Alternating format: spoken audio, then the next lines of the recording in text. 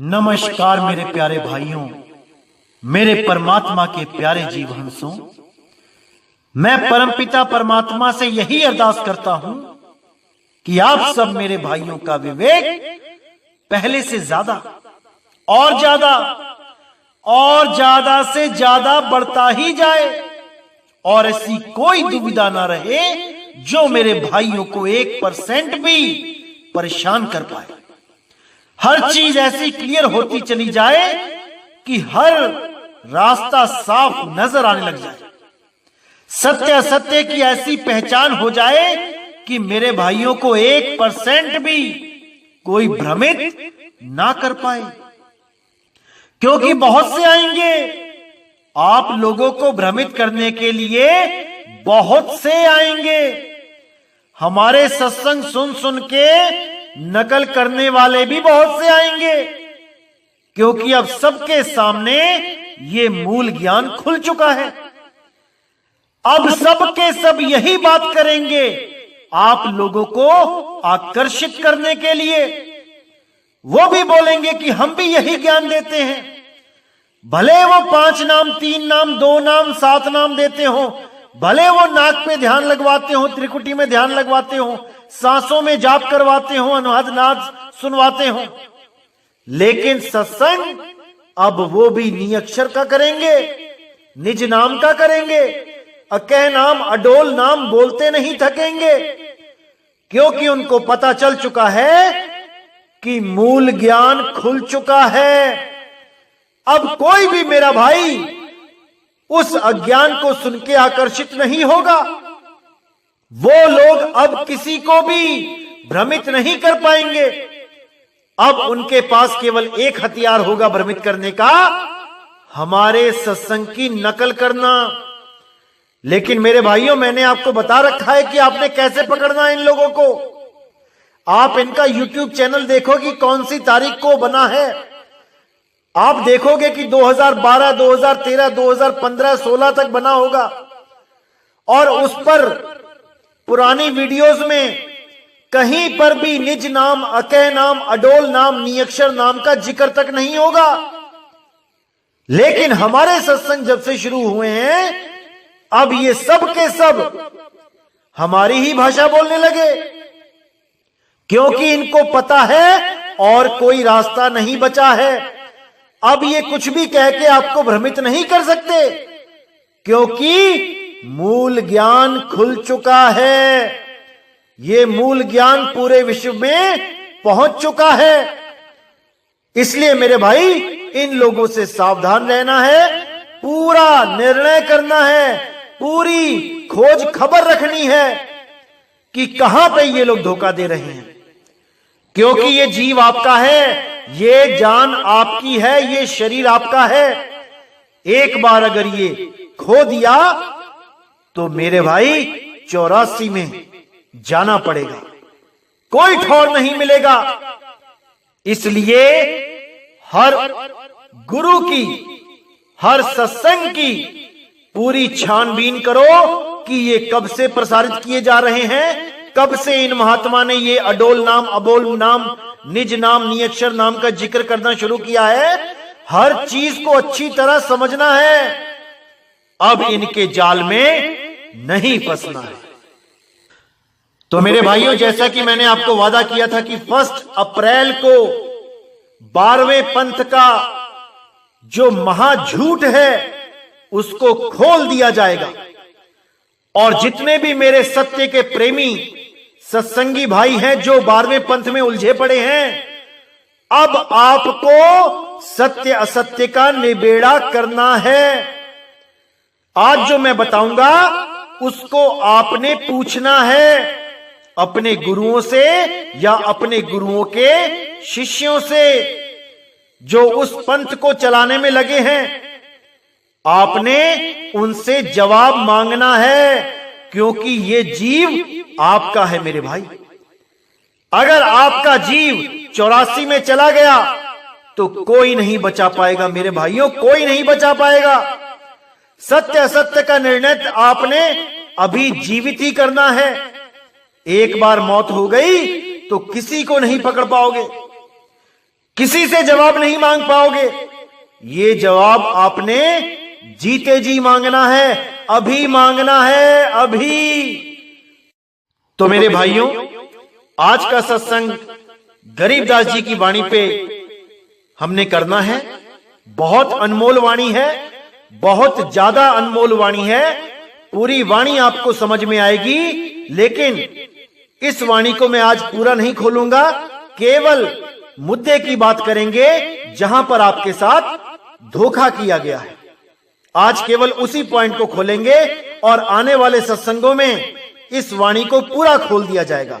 बिल्कुल चिंता ना करें। साहिब बंदगी सतनाम।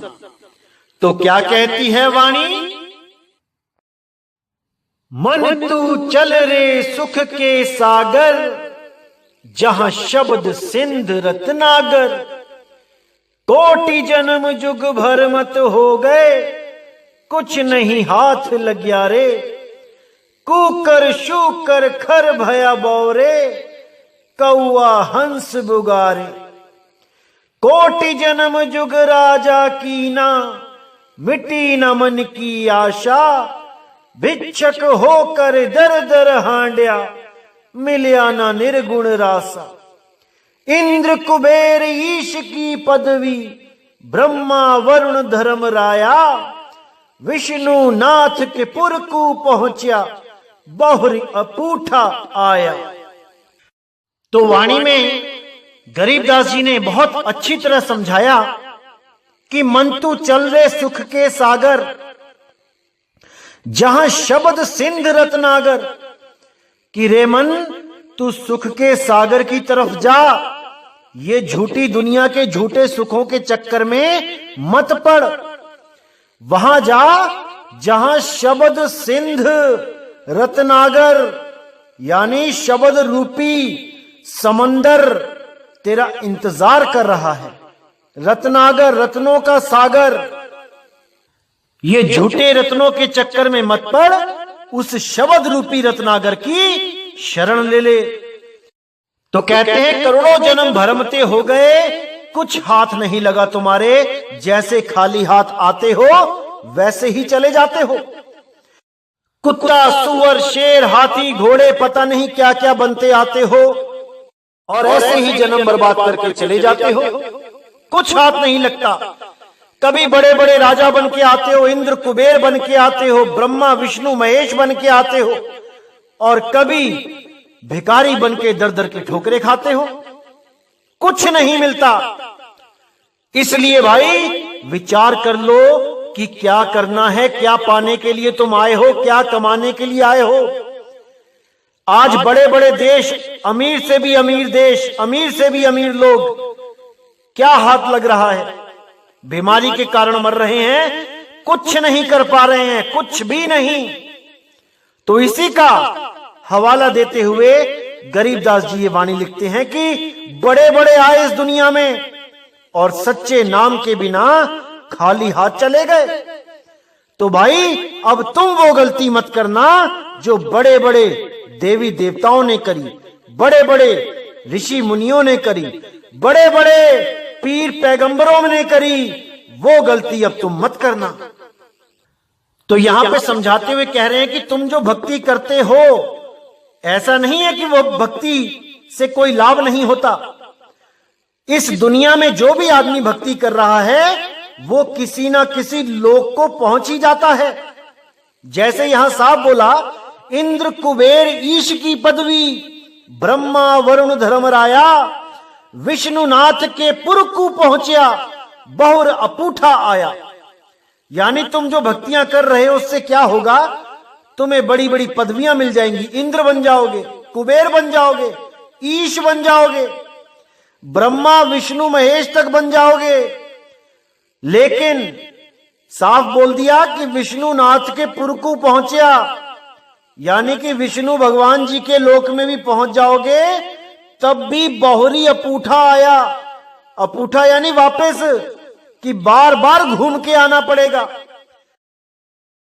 तो आगे गरीबदास जी महाराज कहते हैं, असंख्य जन्म जुग मरते हो गए, जीवत क्यों न मरे रे। द्वादश मध्य महल मठ बावरे, बहुर न देह धरे रे। अब यहां पे बिल्कुल क्लियर कर दिया कि असंख्य जन्म युग मरते हो गए, असंख्य युगों से तुम जन्मते और मरते ही जा रहे हो। ये जन्म मरण का चक्कर अभी तक खत्म नहीं हुआ।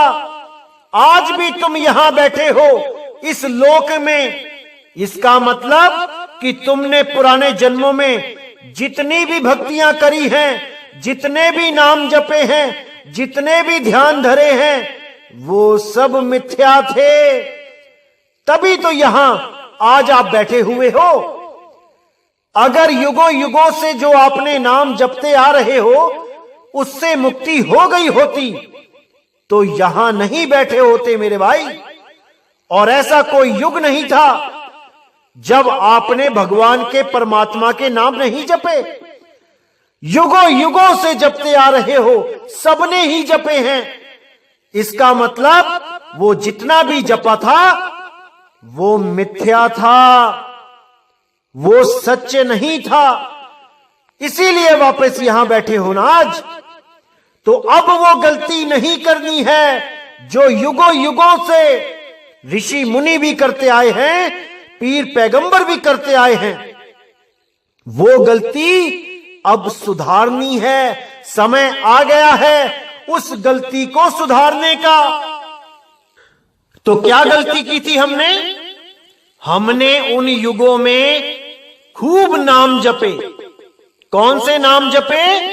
जो इंसानों ने ही बनाए थे, जो ऋषियों मुनियों ने बनाए थे, जो वेदों पुराणों के द्वारा हमें प्राप्त हुए थे।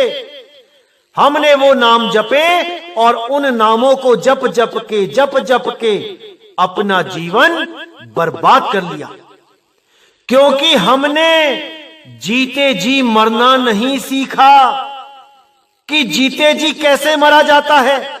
हम सब के सब केवल नाम जपने और योग करने में लग गए। किसी ने अष्टांग योग सिद्ध कर लिया, किसी ने हठ योग सिद्ध कर लिया, किसी ने राज योग सिद्ध कर लिया, किसी ने प्राण योग सिद्ध कर लिया। सब योग में उलझ गए, जाप ताप में उलझ गए। लेकिन किसी ने भी जीवित मरने की कला नहीं सीखी। इसीलिए गरीबदास जी ने यहां कहा कि असंख्य जन्म युग मरते हो गए, जीवित क्यों ना मरे रे। तू जीवित क्यों नहीं मरना सीख लेता? अगर तूने जीवित ही मरने की कला सीख ली फिर तेरा ये जन्म मरण सदा के लिए खत्म हो जाएगा। लेकिन वो कला कौन सी है जिसके द्वारा जीवित ही मुक्ति मिल जाती है, जीते जी मुक्त हो जाता है ये जीव? वो कला है सहज योग। संतों सहज समाधि भली है, गुर पर ताप या दिन से जगी है, दिन दिन अधिक चली है। वो सहज समाधि वही असली योग है, वही असली जाप है, वही असली तप है। उसके अलावा सब झूठ है, सब झूठ है। तो भाइयों, ये जो वाणी आगे बोली गई है कि द्वादश मध्य महल मठ बौरे, बहुर न देह धरे रे, इस वाणी को हंस मुनि काल के दूत ने, जो 12वें पंथ का प्रचारक है, उसने बहुत शातिराना तरीके से इस वाणी को घुमा दिया और लाखों जीवों को भरमा दिया। मैं डिस्क्रिप्शन में लिंक दे दूंगा, उन्होंने क्या अर्थ किया इसका और बाद में कैसे अनर्थ किया, वो सारा डिस्क्रिप्शन में दे दूंगा। लेकिन मैं यहां पर भी बता देता हूं आपको कि उन्होंने वाणी का अर्थ क्या किया। बहुत पहले, लगभग 20 साल पहले उन्होंने इस वाणी का अर्थ किया कि द्वादश मध्य महल मठ बौरे, बहुर ना देह धरे रे। यानी कि द्वादश क्या बताया कि द्वादश प्राण, यानी हमारे शरीर में जो 10 प्राण होते हैं, जिसको आप गिन भी सकते हो, नाम भी बताए गए हैं उसके, वेदों में, पुराणों में, ग्रंथों में, कबीर वाणी में भी बताए गए कि 10 प्रकार के प्राण होते हैं। लेकिन इन महाराज जी ने उन 10 को 12 बना दिया कि 12 तरह के प्राण होते हैं, क्योंकि इनको पता ही नहीं है कि द्वादश मध्य महल मठ बौरे का अर्थ क्या होता है।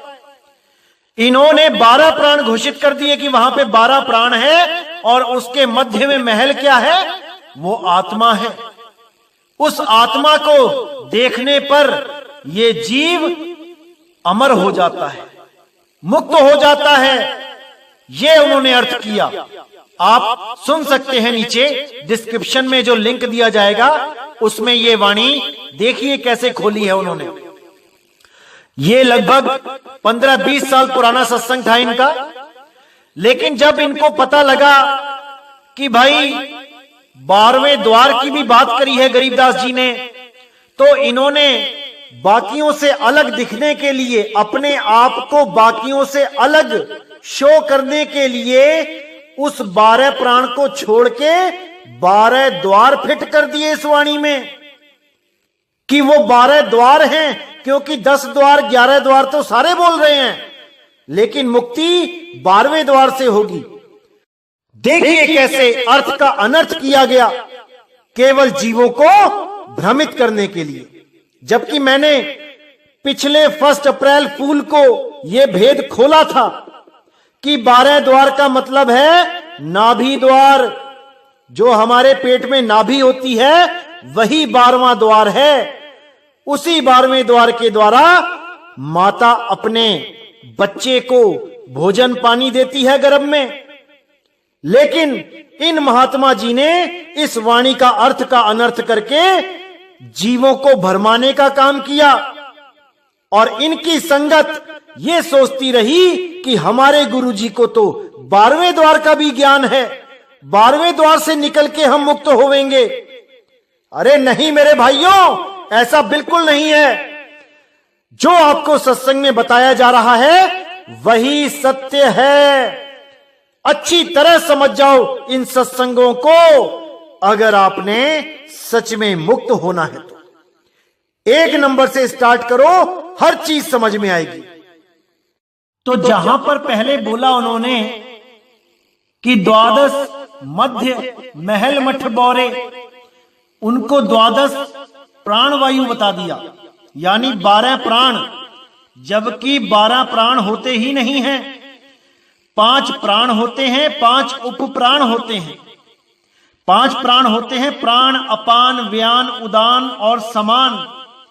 और 5 उप प्राण होते हैं, नाग, कुरुम, देवदत्त, कृकला और धनंजय। ये टोटल मिला के 10 प्राण कहलाते हैं। 12 तो होते ही नहीं हैं, लेकिन उन्होंने 12 प्राणों का जिक्र किया। होते होते होते समय बीतता रहा, तो उनके पंथ में जब और भी अलग अलग पंथों के लोग आने लगे, तो किसी ने समझाया होगा कि महाराज जी, जो आपने ये 12 प्राण की बात करी है, प्राण तो 12 होते ही नहीं है, आप गलत सिद्ध हो जाओगे। तब उन्होंने बड़ी चालाकी के साथ 12 प्राणों की जगह 12 द्वार फिट कर दिए कि 12 द्वार होते हैं। गरीबदास जी कहते हैं 12 द्वार का महल है। ऐसे चालाकी करते हैं ये काल के दूत, लेकिन इनको नहीं पता कि परमात्मा ने भी अपने अंश भेजे होते हैं, जो एक एक चालाकी को पकड़ के सबके सामने खोल के रख देते हैं। किसी भी काल के दूत का अज्ञान उनकी आंखों से छुप नहीं सकता, बच नहीं सकता। हर अज्ञान को वो खोल के रख देते हैं, हर अज्ञान को एक्सपोज कर देते हैं। सारी दुनिया को इतना विवेक देते हैं कि वो ज्ञान और अज्ञान को, सत्य को और असत्य को, सच और झूठ को अच्छी तरह समझ जाए। तो देखिए मेरे भाइयों, कितनी शातिराना तरीके से वाणी के अर्थ का अनर्थ कर दिया, वाणी के अर्थ को बदल दिया। अपने ही द्वारा पहले क्या अर्थ बताया था और समय बीत जाने पे उसी वाणी का अर्थ कैसे बदल दिया। लोगों को भ्रमित करने के लिए, 12वें द्वार के चक्कर में डालने के लिए। क्योंकि कोई भी ऐसा महात्मा नहीं था जो 12वें द्वार की बात कर रहा था। सब के सब या तो 10वें द्वार की बात कर रहे थे या कोई 11वें द्वार की बात कर रहा था। तो सबसे अलग ज्ञान दिखाने के लिए कि मेरे पास सबसे आगे का ज्ञान है, इन्होंने 12 द्वार बना डाले जो पहले 12 प्राण बताए थे। ऐसे भ्रमित करते हैं ये काल के दूत। लेकिन मेरे भाइयों, आपने भ्रमित नहीं होना है, हर चीज को अच्छी तरह समझना है। अब समय आ गया है कि परमपिता परमात्मा का मूल ज्ञान जन जन तक पहुंचे, बच्चा बच्चा इसको समझे, तभी मोक्ष होगा, तभी मुक्ति होगी मेरे भाई। नहीं तो यही जन्म मरण के चक्कर में उलझे रह जाओगे और इन अधूरे गुरुओं के चक्कर में उलझे रह जाओगे। जब तक पूर्ण सतगुरु की खोज पूरी ना हो जाए तब तक कोई भी मुक्ति को प्राप्त नहीं कर सकता। और उस पूर्ण गुरु को खोजने से पहले पूर्ण ज्ञान को समझना पड़ता है कि असल में सत्य ज्ञान है क्या। अगर कहीं भी ज्ञान में कमी दिखाई देती है उसको अपने जीवन में धारण नहीं करना चाहिए, नहीं तो आपका जन्म लेना बर्बाद हो जाएगा, बेकार हो जाएगा। जो वाणी के अर्थ को अनर्थ किया है उसको सुनने के लिए आप डिस्क्रिप्शन बॉक्स में जो लिंक दिया है उस पर क्लिक करके सुन सकते हैं और सत्य और असत्य का निर्णय स्वयं कर सकते हैं। किसी से पूछने की जरूरत नहीं पड़ेगी। देखिए कैसे वाणियों के अर्थ को घुमाया जाता है लोगों को गुमराह करने के लिए। ये जो मैंने 12 द्वार का 12 प्राण का भेद खोला है, ये तो कुछ भी नहीं है, ये तो कुछ भी नहीं है। असली चालाकी, असली झूठ तो भाई कुछ और ही है, जिसको बहुत सालों से ये झूठ को चलाते ही आए हैं। और वो झूठ है 1997 में 12वें पंथ के हंस मुनि कालदूत को परमात्मा के दर्शन होना, यानी परमात्मा का 1997 में आकर इनको सार शब्द का भेद बताना, यही सबसे बड़ा झूठ है। इसी झूठ की बुनियाद पे इन्होंने पूरे गरीबदास पंथ से अपने आप को अलग घोषित कर दिया, क्योंकि जिस गुरु की शरण में ये थे वो तो प्योर गरीबदास पंथी थे, जो मरते दम तक, अंत समय तक गरीबदास पंथ में ही जुड़े रहे। और गरीबदास जी के पंथ से मिली जो साधना थी वही देते रहे, उन्होंने कभी कोई साधना नहीं बदली। लेकिन हंस मुनि ने क्या किया, अलग साधना देना शुरू कर दिया। और वो अलग साधना देने का आधार क्या बताया कि मुझे 1997 में परमात्मा मिले। अब आपको इसकी असलियत बताई जाएगी कि जो तारीख उन्होंने बताई कि मुझे इस तारीख इतने बजे परमात्मा मिले, क्या वो सच है या झूठ, आज उसका भेद खोल दिया जाएगा। तो जब हम इनकी एक पुस्तक देखते हैं आध्यात्मिक ज्ञान गंगा, उसमें 538 पेज नंबर पे जब हम आखिरी पैराग्राफ पढ़ते हैं तो उस पे साफ लिखा होता है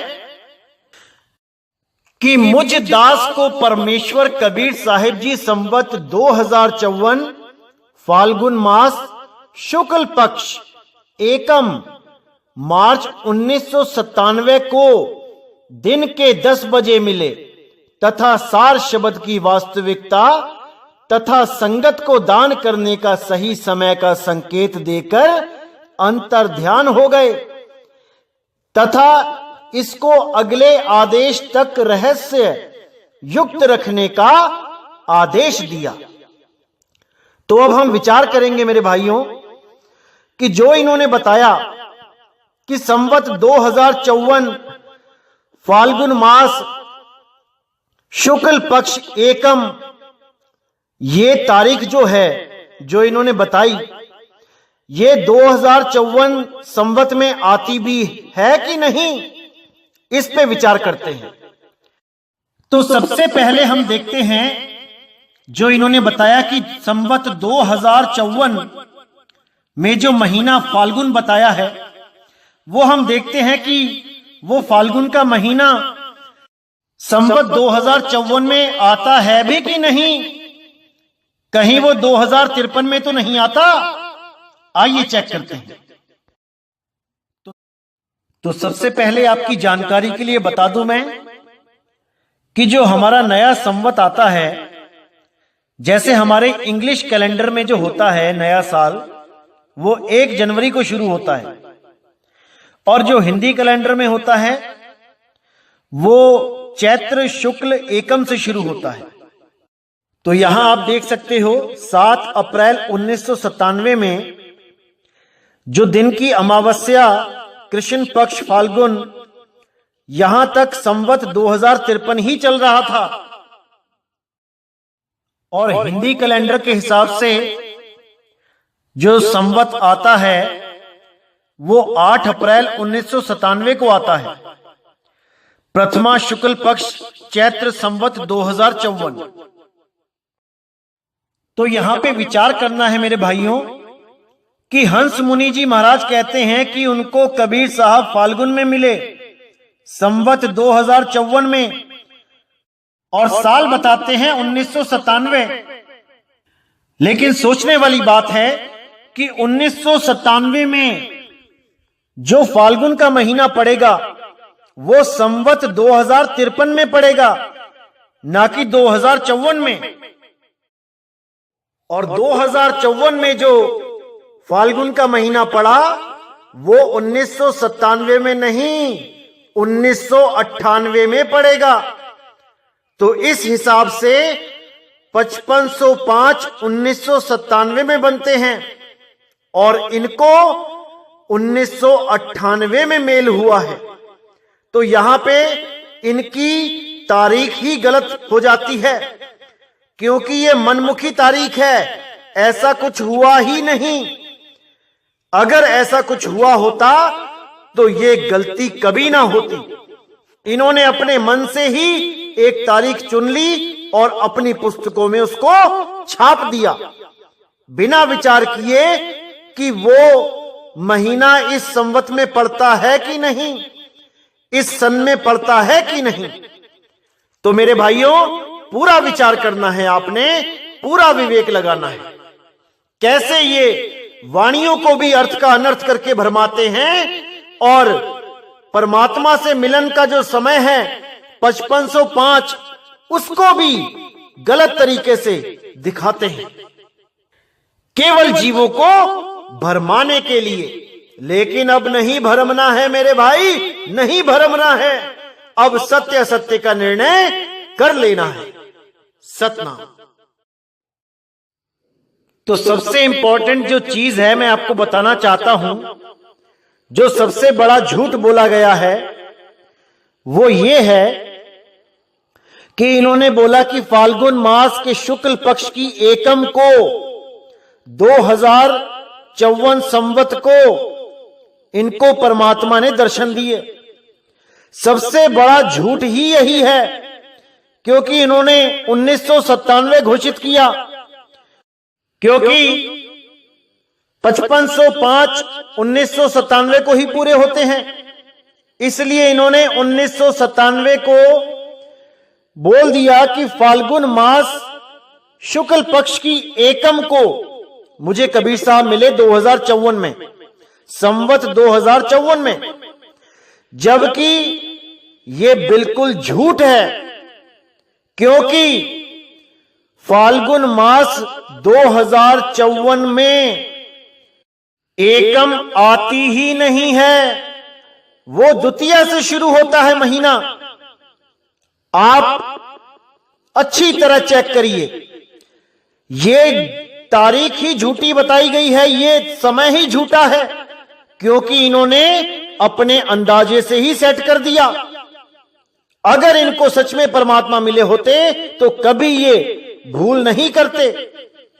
जैसे मान के चलो आपको 1 अप्रैल को परमात्मा मिले होते और 2020 में, तो आप कभी सपने में भी नहीं भूलते। क्योंकि आपने देखा होगा कई लोग नामदान लेते हैं, उस नामदान की तारीख तक को नहीं भूलते, सालों साल तक याद रहता है कि मैंने किस सन में नाम लिया, किस तारीख को नाम लिया, कितने बजे नाम लिया। टाइम भले ना याद रहे, लेकिन तारीख और दिन हमेशा याद रहता है, साल हमेशा याद रहता है। तो इनसे इतनी बड़ी गलती कैसे हो गई? क्योंकि ये केवल एक तुक्का था। ना तो कभी परमात्मा मिले और ना ही इन्होंने उस तारीख को याद रखा। ये केवल एक तुक्का लगाया था जो परमात्मा ने गलत साबित कर दिया। वो तुक्का ही गलत साबित हो गया, क्योंकि फाल्गुन के महीने में एकम आती ही नहीं है। अगर ये परमात्मा के हंस हैं, परमात्मा के दूत हैं, तो इनसे इतनी बड़ी गलती होनी ही नहीं थी। लेकिन ये गलती हुई है, इसीलिए इसमें बहुत बड़ा राज है। परमात्मा के द्वारा इनको गलत सिद्ध करना था 2020 में, वो कार्य आज पूर्ण हो गया है। अब आपने देखना है कि सत्य का साथ देना है कि झूठों के साथ मिले रहना है। अब ये आपका फर्ज बनता है कि आप इसकी पूरी जांच पड़ताल करें। तो मेरे भाइयों, पूरा विवेक जगाना है, पूरा विचार करना है, तब अपनी आत्मा को किसी के सपुर्द करना है। वरना ये जीव आत्मा कहां कहां धक्के खाएगी, आप सोच भी नहीं सकते। ये मनुष्य चोला बर्बाद हो जाएगा, 184 में जाना पड़ेगा। तो मेरे भाई, पूरा विवेक जगा के रखना है, पूरा विचार करना है। तो आज का सत्संग मैं यहीं समाप्त करता हूं, और मैं फिर कहना चाहूंगा कि हमारा लक्ष्य केवल सत्य को उजागर करना है। हमारा किसी के साथ कोई राग द्वेष नहीं है। हम चाहते हैं कि हर जीव आगे से आगे बढ़ता जाए, उस परमात्मा तक पहुंचने के लिए आगे से आगे अपनी मंजिल पे बढ़ता जाए। और मैं तहे दिल से चाहूंगा कि 12वें पंथ के जितने भी शिष्य हैं, जितने भी हंस हैं, मैं चाहूंगा कि सत्य सत्य का निबेड़ा करें, बिल्कुल पक्षपात ना करें, चाहे वो कोई भी हो, चाहे स्वयं 12वें पंथ के प्रवर्तक क्यों ना हो, प्रचारक क्यों ना हो। अगर वो भी चाहते हैं कि आगे बढ़कर इस मोक्ष मार्ग को अपनाया जाए, मुक्ति मार्ग को अपनाया जाए, तो जरूर उनको भी नामदान बख्शा जाएगा। किसी के साथ बैर नहीं है, हम सब परमात्मा के बच्चे हैं, हम सब परमात्मा के जीव हैं। सत्य को ढूंढते हुए हम आज यहां तक पहुंचे हैं, और परमात्मा की दया से हमें सत्य जरूर मिलेगा। तो मैं फिर अरदास करूंगा कि जो गलतियां हुई, अब गलतियां नहीं करनी है। अगर कोई जानबूझ के सांची को तजता है, तो मेरे भाई उसका साथ कभी सपने में भी ना करना। इसलिए मेरे भाइयों, हमारा एक ही लक्ष्य है, परमात्मा को पाना, मुक्ति को पाना। उसके लिए हमें विवेक जगाना पड़ेगा। बिना विवेकी हुए हम परमात्मा को नहीं पा सकते। बिना विवेक जगाए हम सत्य सत्य का निर्णय नहीं कर सकते। इसलिए हमें विवेक जगाना ही पड़ेगा और एक कदम आगे बढ़ाना ही पड़ेगा। तो मैं फिर कहता हूं कि हमारा किसी के साथ राग द्वेष नहीं है भाई। आप कोई भी हो, जब भी आपको लगे कि आपको आगे बढ़ना है, उस पंथ से आपकी मुक्ति नहीं हो पाएगी, आप आगे बढ़ो, हम हमेशा आपके साथ हैं। चाहे वो स्वयं हंस मुनि काल का दूत ही क्यों ना हो, अगर वो भी आगे बढ़ना चाहेंगे तो हम उनको भी रास्ता बताएंगे। तो इसी के साथ मैं सत्संग यही समाप्त करता हूं। जय गुरु बंदी छोड़ वैराग साहिब, जय गुरु बंदी छोड़ साधु शरण साहिब, जय गुरु बंदी छोड़ बाबा नानक साहिब, बाबा अंगद देव साहिब, बाबा रविदास जी महाराज, बाबा धर्मदास साहिब, मेरे सभी संत। जय जय सतगुरु बंदी छोड़ सतगुरु सत्य कबीर साहिब की सदा ही जय हो, सदा ही जय हो मेरे मालिक की साहिब बंदगी सतनाम। तो सबसे इंपॉर्टेंट जो